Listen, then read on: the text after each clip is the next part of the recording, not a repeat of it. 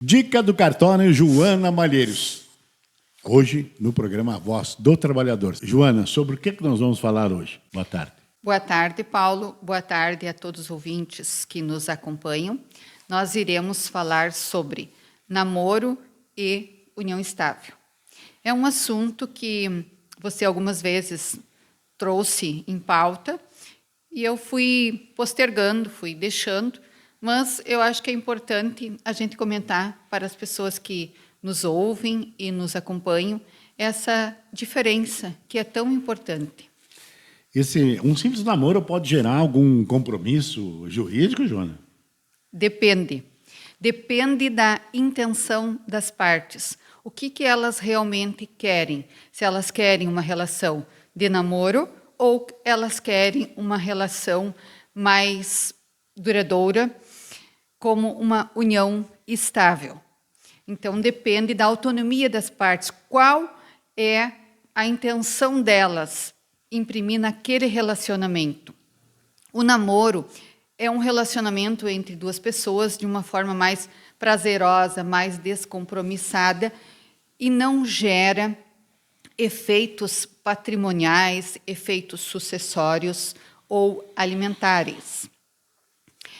E a união estável, ela vem no sentido assim de ser uma relação entre duas pessoas, pode ser do mesmo sexo ou não,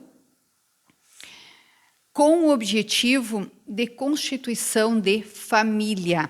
Se no namoro eu tinha uma relação descompromissada, mas sem efeitos jurídicos no tocante a bens, na união estável já fica diferente. É aquela relação contínua, pública, duradoura entre duas pessoas, como eu disse, pode ser do mesmo sexo ou não, e o objetivo delas é constituição de família. Elas se apresentam para a sociedade como uma família.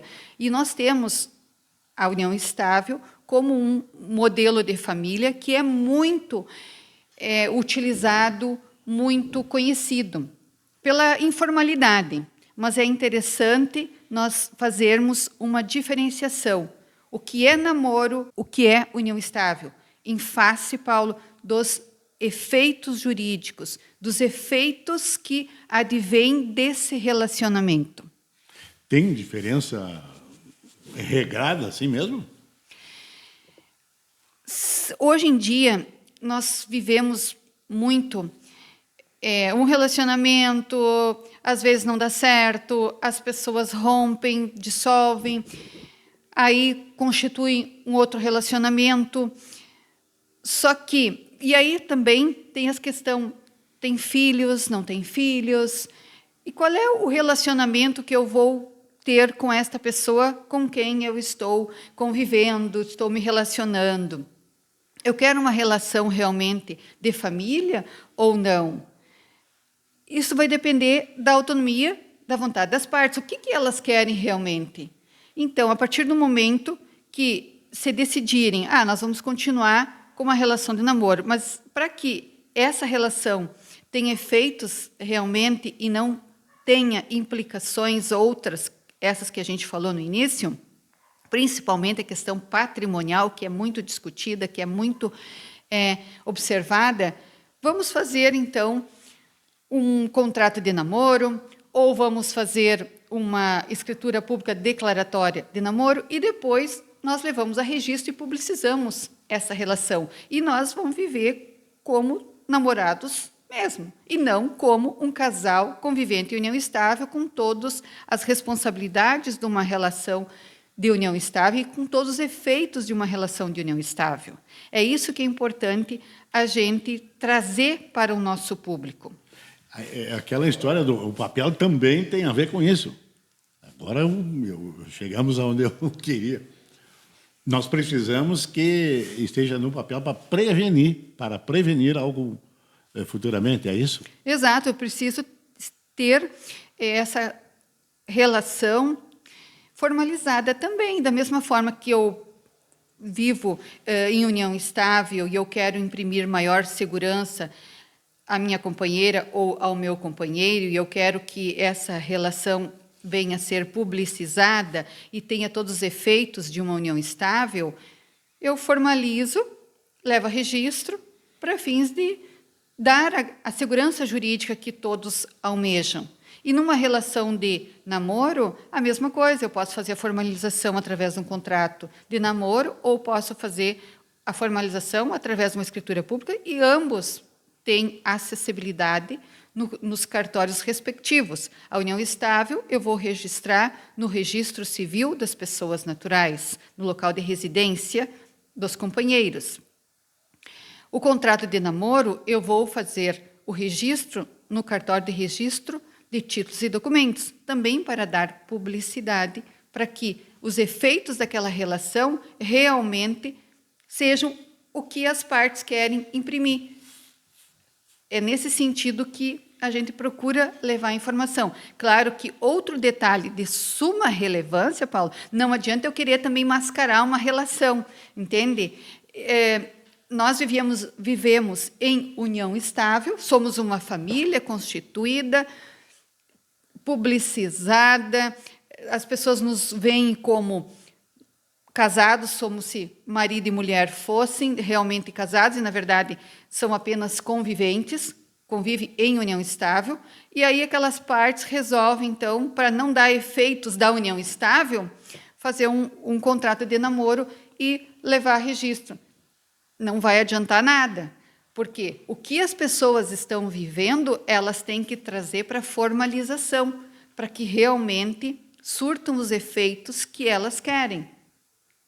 Então, se eu estou convivendo com uma pessoa em união estável, eu vou procurar formalizar e realmente dar os efeitos que desta emergem para a companheira, para o companheiro, os efeitos sucessórios, os efeitos alimentares, os outros efeitos também patrimoniais, porque todo um relacionamento, depois quando se dissolve, quando há dissolução, tem as suas implicações. As pessoas ficam em conflito, ficam discutindo, mas nós adquirimos um patrimônio, mas esse patrimônio foi adquirido antes, você não tem participação, mas eu tenho participação, e começa aquela briga que vai se estendendo, vai lá para o Poder Judiciário. Então, no sentido assim que as pessoas não precisam utilizar da justiça, vamos supor, para resolver as suas questões, é melhor já ir formalizando, ter uma relação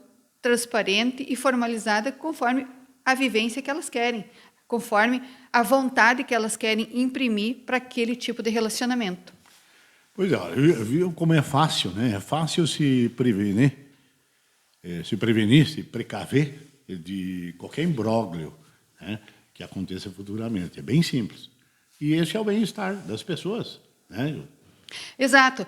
E eu já gostaria de aproveitar a oportunidade aqui de mencionar que essa semana eu estive conversando com a coordenadora do Promuarte, aqui em Soledade, a Jocelice Gradaski, e nós estaremos fazendo um trabalho na cidade e no interior, com os grupos da terceira idade. Nós estaremos visitando as localidades de Santa Terezinha, Santa Bárbara e Passo dos Loureiros.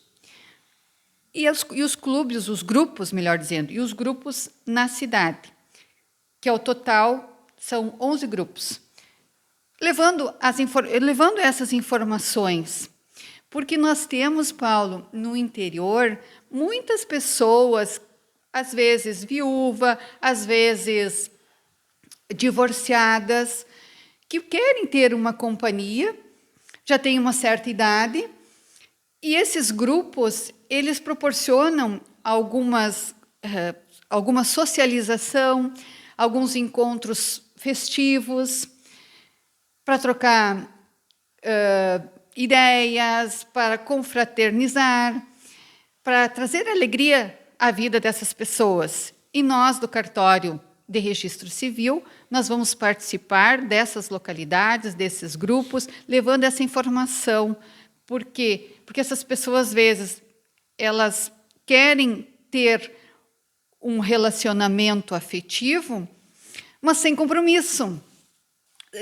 sem compromisso no sentido de não precisar ter efeitos de uma união estável. Elas não querem uma união estável, elas querem um relacionamento de namoro, vamos dizer assim. Então, há a possibilidade de formalizar, há essa possibilidade. Por quê? Porque, às vezes, essas famílias, essas pessoas, e eu uso o interior dos grupos da terceira idade, mas também nós temos na própria cidade aqui, não precisamos só no interior.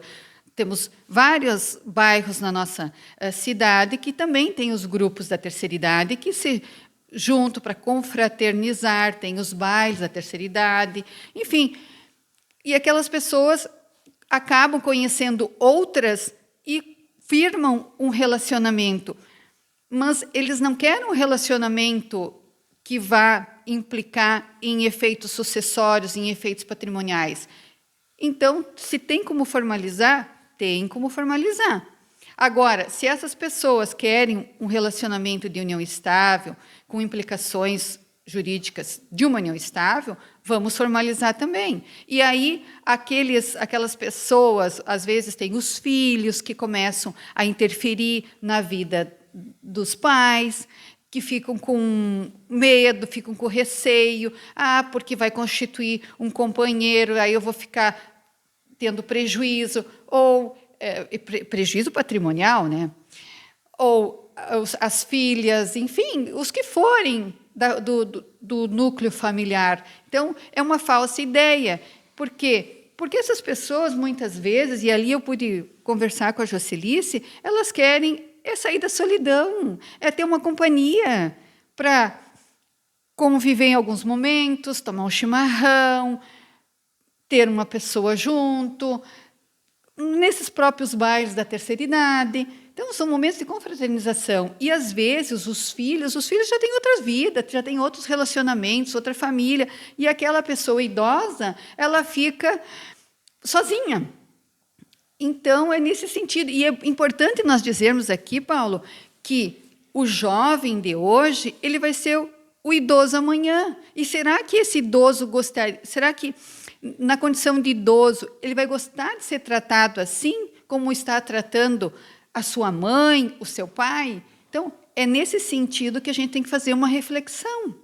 E eu achei muito interessante e aceitei por demais esse convite da Jocelice, porque a gente vai levar esse conhecimento, essa informação, e isso pode trazer benefícios para a vida dessas pessoas, dessas famílias, dessas pessoas que são viúvas, essas pessoas que são divorciadas, são separadas, ou mesmo solteiras, que já têm uma certa idade e, às vezes, têm medo de se relacionar com outra pessoa em face das implicações que podem advir. E, claro que advém, sim, algumas implicações, mas se houver uma informação, uma orientação, elas vão poder se proteger e serem felizes, né, Paulo? Eu acho assim, a vida é tão curta, passa tão rápido, a gente se envolve tanto em trabalho, em questões que nos exigem, né? Então, deixa a pessoa ser feliz.